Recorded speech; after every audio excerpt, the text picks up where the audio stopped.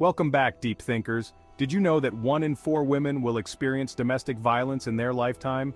That's a staggering statistic, and it's just the tip of the iceberg. You see, abuse isn't always physical. In fact, emotional abuse can be just as damaging, if not more so. Today, we're going deep into the shadows, shining a light on a subject many find difficult to talk about: emotional abuse. We're going to unpack the 10 subtle signs you might be in an emotionally abusive relationship. Get ready to unlock some hard truths, because knowledge is power. The more you know, the better you can protect yourself and break free from toxic patterns. Let's talk about gaslighting, a particularly insidious form of emotional abuse. It's all about distorting your reality, making you question your own sanity.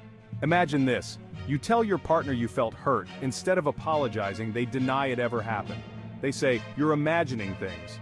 Over time, this can chip away at your confidence. You start questioning your own sanity. You're not crazy. You're being manipulated. Trust your gut, and remember, your feelings are valid. Another hallmark of emotional abuse is isolation. The abuser cuts you off from your support system, friends, family, co-workers. They want you dependent on them. They plant seeds of doubt about your loved ones. They create drama, making it hard to maintain relationships. Isolation is a red flag. Healthy relationships thrive on connection and support. If someone isolates you, something is seriously wrong. Now let's talk about the constant barrage of criticism. An emotionally abusive person thrives on making you feel small and inadequate. They chip away at your self-esteem, leaving you feeling worthless and doubting your every move. It might start with subtle digs about your appearance, your intelligence, or your choices. Then it escalates to full-blown put-downs in front of others. They might make fun of your dreams, belittle your accomplishments, or dismiss your feelings altogether. Imagine this: you're at a family dinner and you excitedly share an idea you have for a new business venture. Instead of encouragement, you're met with a sarcastic comment or a dismissive wave of the hand. "That'll never work," they might say, or "You're not cut out for that." Over time, this constant negativity takes its toll. You start to internalize their words, believing you're not good enough, smart enough, or worthy of love and respect. You might even start to withdraw, afraid to express yourself or pursue your passions. Remember, deep thinkers, you deserve to be treated with respect and kindness. Don't let anyone, not even family, diminish your worth. Chapter 4. Financial control is another insidious form of emotional abuse. The abuser uses money to exert power and control over your life. They might limit your access to funds, sabotage your career, or make you financially dependent on them. Imagine this: you're planning a weekend getaway with friends. You've been saving up for months, excited to finally get away. But when you tell your partner, they fly off the handle. They accuse you of being selfish, irresponsible, or of not prioritizing the family budget. They might insist on being the sole breadwinner, forcing you to rely on them for every penny. Or they might sabotage your attempts to get a job or advance in your career, all the while making you feel guilty for wanting financial independence. This financial control is all about keeping you trapped and dependent. It's about making you feel like you have no options, no escape. Chapter 5. An emotionally abusive person is a master of deflection. They're never accountable for their actions. Instead, they twist the narrative, making you the problem, the instigator, the one to blame. Let's say you confront your partner about their hurtful behavior. Instead of taking responsibility, they turn it around on you. "You made me do it," they might say. Or, "If you weren't so sensitive, I wouldn't have to act this way." They might even blame their behavior on external factors: their childhood, their stressful job, or even the weather. The point is, it's never their fault. It's always someone else's, and that someone else is usually you. This blame shifting can be incredibly damaging to your self-esteem and your sense of reality. You start questioning yourself, wondering if you are the problem. You might even start over-apologizing, taking responsibility for their actions just to keep the peace.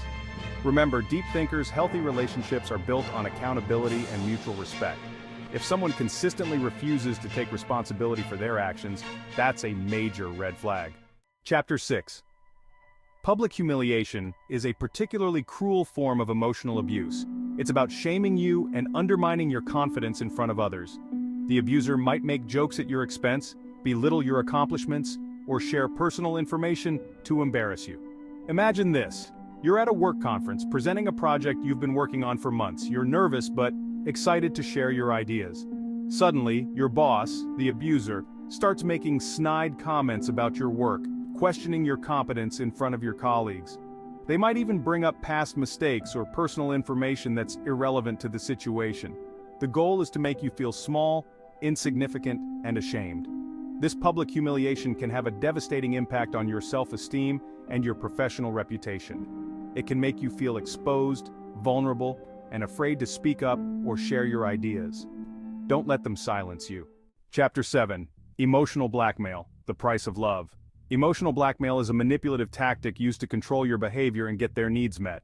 The abuser uses guilt, threats, and ultimatums to make you feel responsible for their emotions and well-being. Let's say you're planning to go back to school or pursue a dream you've put on hold. You're excited about this new chapter in your life, but when you tell your partner, they react with anger and threats. If you go through with this, they might say, "You'll regret it. I won't be here waiting for you." They might even resort to self-destructive behavior, threatening to hurt themselves if you don't comply with their demands.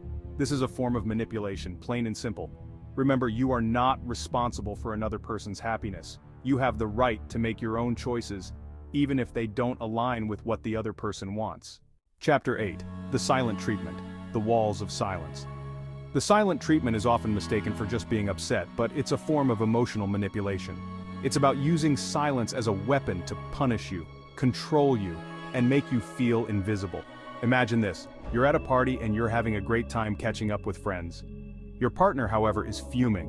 They're giving you the cold shoulder, refusing to talk to you or acknowledge your presence.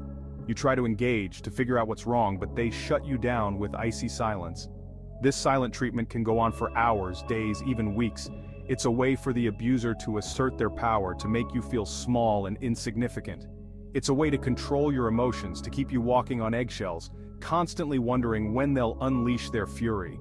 Remember, communication is key in any healthy relationship. If someone consistently uses silence as a weapon, it's a sign that something is seriously wrong. Chapter 9.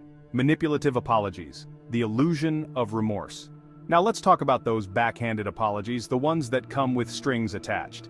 An emotionally abusive person might apologize, but it's never really about taking responsibility or changing their behavior. It's about manipulating you into forgiving them so they can continue their pattern of abuse. They might say things like, "I'm sorry you feel that way," shifting the blame onto you, or they might offer a pseudo-apology saying, "I'm sorry," but followed by a justification for their actions. These manipulative apologies are often coupled with promises to change, promises they have no intention of keeping. It's all part of the cycle of abuse, the honeymoon phase, the tension building, the explosion, and then the remorse and reconciliation. Don't fall for it, deep thinkers. Pay attention to their actions, not their words. Real change takes time, effort, and a genuine willingness to break free from toxic patterns. Chapter 10. Threats and Intimidation. Living in Fear.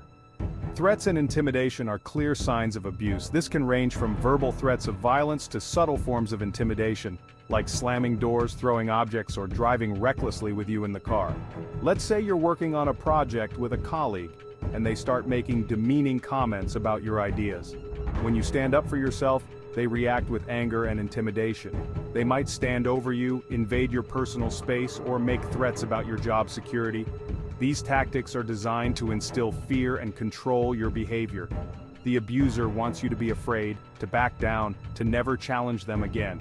Remember, you have the right to feel safe and respected in all your relationships, including your workplace. If someone is using threats or intimidation, it's essential to document the behavior, report it to HR, and seek support from trusted friends, family, or a therapist. Outro, break the silence, reclaim your power. So, deep thinkers, how many of these signs resonated with you? Remember, emotional abuse is a serious issue and it's never your fault. You deserve to be treated with love, respect, and kindness. If you recognize yourself or someone you know in any of these scenarios, please know that you're not alone. There are resources available to help. Reach out to a trusted friend, family member, therapist, or a domestic violence hotline. Don't suffer in silence. Break free from the shadows, reclaim your power, and create a life filled with joy, authenticity, and healthy relationships. If you found this video eye-opening, hit that like button and share it with your friends. Let's keep the conversation going in the comments below, and don't forget to subscribe for more deep dives into the human experience. Thank you for watching, deep thinkers.